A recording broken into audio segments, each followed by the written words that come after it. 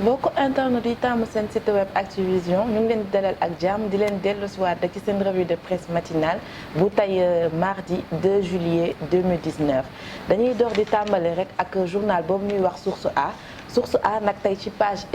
économie wam li ci gën a fës bokk na ci affaire de 1036 kilos de cocaïne yooyu ñu saisir ci port de Dakar. policiers yooyu nag nee nañu ñi indi drogue bi jëmalewuñ ko fenn fudul Sénégal Guinée ak Cap-Vert lu ñu doon bëgg mooy ñu jiital ko fii ci port de Dakar avant que ñu koy def ci en petit sachet yóbbu ko Europe loolu yëpp nag di ngeen ko gis ci page 3. ñu dellu si waat rek ci société ñu ne université boobu di Sine ak Saloum foofu nag démarrage bi dina door si fii ak 18 mois loolu nag ka wax mooy ministre boobu ñuy wax Cheikh Oumar Anne. ci page politique yi ba tey njiit moomu nga xam ne mooy njiitu PDS nekk ancien président de la République kooku di maître Abdoulaye Wade moom nag nee na dafay exiger élection locale yu ñu teg ko ci yoon ba pare il est en phase avec Aly Ngouille Ndiaye sur toute la ligne. ñu ba tey ci wàllum sport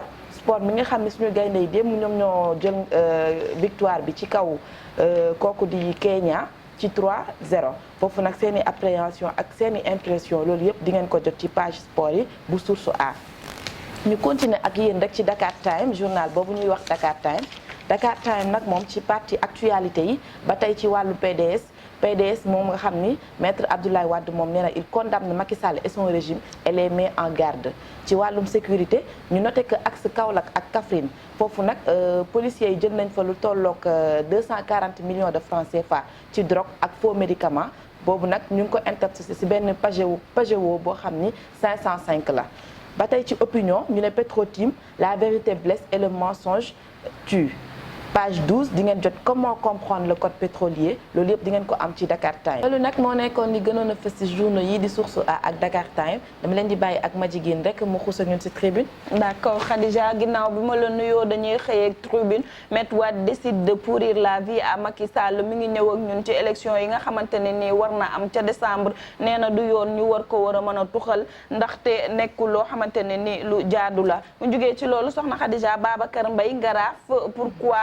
je suis menacé de mort nee na fan yi yëpp dañ koy menacé de mort ci ñi nga xamante ne ni ñooy ànd ak Aliou Sall ak affaire bi nga xamante ne nii jot na fi xew muy wàllum pétrole bi moom lañ njëkk a déglu ca dig mu jógee ci loolu Khadija dañuy jàll ca Kaolack gis nañ fa une valeur de 240 millions de francs CFA ci wàllum faux médicament ak drogue bi ñuy ruumandaat fan yi yëpp Khadija ginnaaw bi loolu dialogue bi nga xamante ne nii fan yi mi ngi am président Sall ak opposition beeg et les acteurs de la société civile le président de la République a jeté les bases d'un dialogue confus bu ñu jógee ci tribune dañu yéen ba tey ci observateur 3 Sénégalais arrêtés pour vol de cocaïne kii di Bécor bokkoon na ci complice yi nga xamante ne ni police teg na leen loxo mu jógee ci loolu Khadija dañuy jàll ca sport ba un petit sourire de lion ki nga xamante ni moo di Sadio Mané ginnaaw bi mu raté penalty bi nga xamante ni njëkk nañ ko jox dafa mujjee joxewaat boppam wanewaat boppam dugal ñaari bal ginnaaw ba ñu gañee Kenya 3-0 bu ñu jugee ci loolu Khadija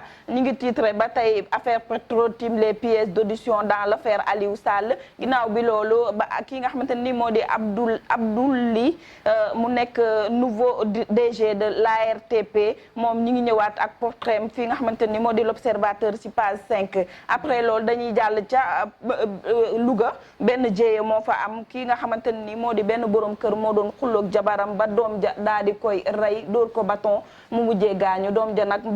fi ñuy wax ak yéen ni ma nga police ñu téye bu ñu jógee ci loolu Khadija dañ lay bàyyi nga xuus ak yeneen yéen kaay. jërëjëf ma jigéen fa nga jeexale ci l'observateur ñaawlu nañ ko lool ma yeggale yéen ci Walf Quotidien rek Walf Quotidien nag ci page politique yi comme ni ko ma jigéen waxee léegi rek kaddu yu Maître Wade yëkkati yébale ko ci njiitum réew mi loolu nag bokk na ci li gën a fës fii tamit dañ ne Wade di ñett à toute prorogation maanaam ci wàllum élection territoriale yooyu moom nag nee na dafay am il exige que Macky Sall fasse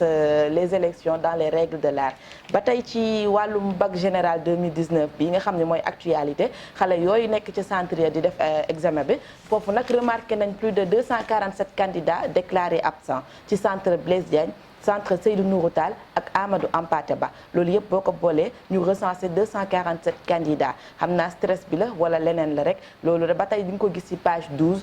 jox nañ ci ay explications ba tey ca wàllum examen boobu ñu ne plus de 30 téléphones saisis au collège Sacré-Cœur te ñëpp xam nañ ne examen kat àndul ak téléphone nii benn appareil boo xam ni mën na indi tricherie wala dara page 12 ba tey di ngeen ci jot loolu yëpp wàllum sport ñëwaat nañ ci réaction Sadio Mané ginnaaw bi ñu ko waxee ba mu ratee penalty ba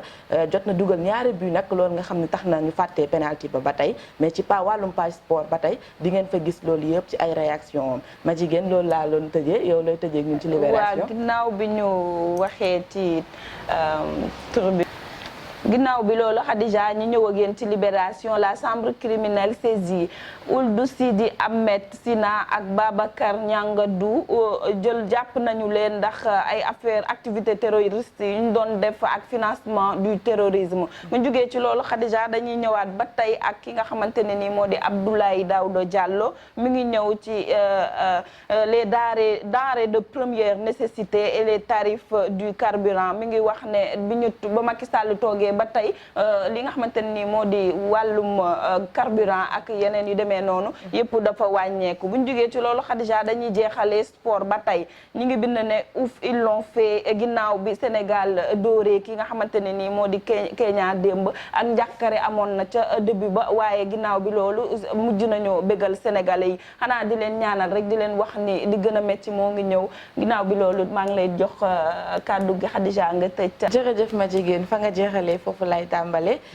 ginnaaw bañ dooree Kenya démb nag match bi di ñëw vendredi lay doon le 5 juillet à 19h ñun la ak Ouganda di leen ñaanal rek victoire bi ñu amoon démb ñu amaat ko vendredi ak Ouganda lii lañ leen indiloon tey ci xibaar di leen joxaat rendez-vous rek ba suba incha allah.